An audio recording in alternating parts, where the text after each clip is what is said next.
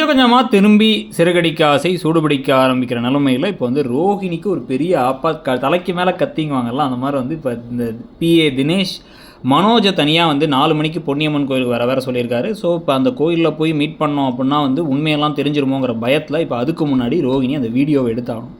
இப்போதைக்கு வந்து மனோஜை வந்து போக விடாமல் தடுக்கிறதோ இல்லை வந்து மனோஜ் போனதுக்கப்புறமும் அந்த PA வந்து எதையும் ரிவீல் பண்ணாமல் மிரட்டுற மாதிரி மட்டும் காட்சிகள் ரோஹிணியை நான் எப்போ நான் சொல்லிவிடுவேன் மிரட்ட இவங்க அந்த வீடியோவை எடுத்தே தீரணும் அப்படிங்கிற நிலமையில் இருக்கும் பொழுது இந்த வீட்டில் கொலு வைக்கிற விஷயங்கள் நடந்துகிட்டு இருக்கும் பொழுது இந்த கொலுவுக்கு நடுவில் ஃபேமிலியில் எல்லோரும் இருக்கும் போதும் 2 மேஜர் விஷயம் நடக்கிறதுக்கான வாய்ப்புகள் அதிகம். அதில் ஒரு விஷயம் என்ன அப்படின்னு வந்து பார்த்திங்கன்னா வந்து இந்த வீடியோவை சக்ஸஸ்ஃபுல்லாக எடுத்து அதை வந்து எல்லாரும் முன்னாடியும் ரோஹிணி வந்து டிவியில் போட்டு காமிச்சு அந்த சமயத்தில் வந்து இப்போ மீனாவுடைய தம்பி ஏன்னா அவர் தான் திருத்திட்டார் இப்போ. ஸோ தம்பி தங்கை அதுக்கப்புறம் வந்து அம்மா எல்லோரும் அங்கே இருக்கும் பொழுது ஒரு பெரிய இடி மாதிரி அவங்க தலையில் வந்து இந்த வீடியோவை பார்த்து இப்படி ஒரு திருட்டு வேலையை பண்ணியிருக்கேடா அவமானம் ஆயிடுச்சுன்னா அவங்க அம்மா அப்படியே ஸ்டன்னாகி நிற்க திருட்டு பைய அப்படின்னு இவங்கெல்லாம் அடித்து துரத்த இந்த பக்கம் மனோஜ்லேருந்து ரோஹினிலேருந்து எல்லாம் ஓவர் ஆக்ஷன் பண்ண முத்துக்கு இதெல்லாம் தெரிஞ்சிருந்தும் கூட அது வந்து அமைதியாக இருந்திருக்காரு அப்படிங்கிறதெல்லாம் தெரிஞ்சதுக்கப்புறம் முத்து அப்படியே கடுங்கோபம் தான் போகிறார். ஏன்னா அந்த வீடியோ இருந்தது அவர் ஃபோனில் தான் தெரியும். போட்டு காமிச்சது ரோஹிணி அப்படின்னா வந்து ரோஹிணி இந்த இப்படி காரியத்தை பண்ணிட்டாங்கன்னா ஒரு கோவம் வேறு இருக்கும். ஏன்னா வந்து அவர் இப்போ தான் அந்த பிரச்சனை முடிஞ்சுன்னு நினச்சிக்கிட்டு இருக்காரு.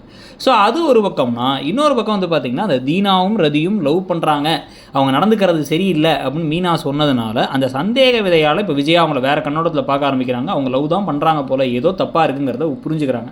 ஆனால் அதை புரிஞ்சுக்கிட்டு அதுக்கான ஆக்ஷன் அவங்க எடுக்கிறதுக்கு முன்னாடியே இப்போ அந்த ரதியும் தீனாவும் ஓடி போகிறது மாதிரி விஷயத்தை செஞ்சுட்டாங்க அப்படின்னா அந்த ரதியுடைய அப்பா கண்டிப்பாக சும்மா விட மாட்டார். ஏற்கனவே ஒரு கொஞ்சம் ரவுடித்தனமான ஆளாக தான் வந்து ஒரு காமிச்சாங்க. அவர் ரொம்ப முகத்தையே காமிக்காமல் ஆனால் மிரட்டுற மாதிரி ஆளாக காமிச்சாங்க.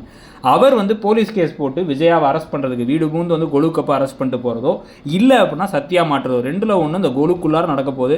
ஸோ அதுக்கு பின்னாடி ஏகப்பட்ட பிரச்சனைகள் எல்லாரும் இருக்கும் போது ஒரு பெரிய அவமானம் நடந்துச்சுங்கிற கதையாக தான் அடுத்து மாறப்போகுதுங்கிறத பற்றியும் இந்த சீரியல் இப்போ கொஞ்சம் லைட்டாக சூடு பிடிக்க ஆரம்பித்ததை பற்றியும் உங்கள் கருத்து என்னங்கிறத சொல்லுங்கள். முன்ன மாதிரி இல்லை அப்படிங்கிற ஒரு கேள்விக்கு பதிலாக இப்போ கொஞ்சம் கதையை நல்லா கொண்டு போகிறாங்கன்னு நினைக்கிறீங்களா இல்லை இன்னமுமே வந்து முன்ன மாதிரி இல்லைன்னு தான் உங்களுக்கு தோணுதா ஏன் அப்படிங்கிறத சொல்லுங்கள். தேங்க்யூ.